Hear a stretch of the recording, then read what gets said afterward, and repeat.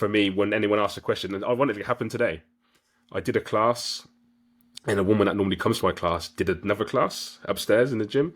I'm walking past her, she comes down, she stops me, and I thought she was going to say, "Oh, sorry for not coming today." She went, "You know about Bitcoin?" And I said, "You do Bitcoin, don't you?"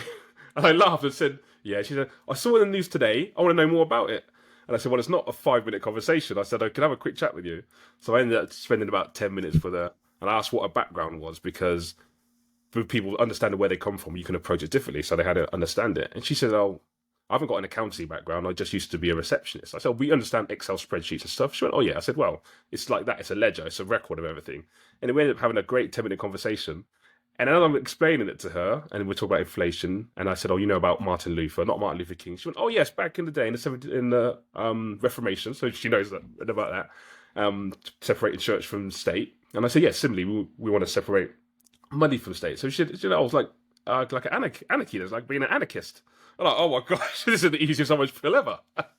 So I didn't go back. So she's an older lady. She's retired. So she's what would you call it? A boomer, yeah.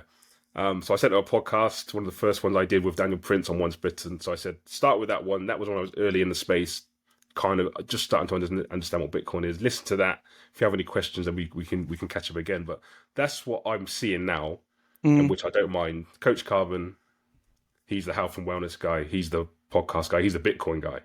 And if anyone has any questions, I won't know the answer to everything, but I can go and find out. There are people in the space that do know, or I can point you in the right direction. But let's have a conversation. If you want to understand it, come and have a chat. And I did a Monday motivation on social media yesterday, and I was talking about being an advertisement for yourself.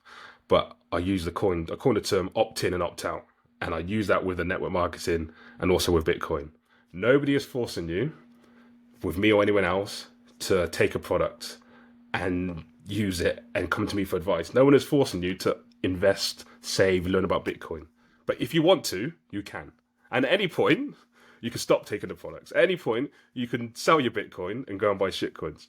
It's opt in or opt out. No, there's no one hand being held behind their back, no chains. So if anyone listen to this who's a noob, or if you're sharing it with anyone, understand that everything will, and I said to a friend today who said they liked the motivation.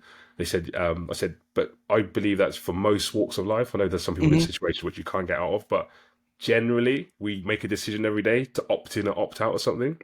And again, time preferences, opt in or opt out may take a while.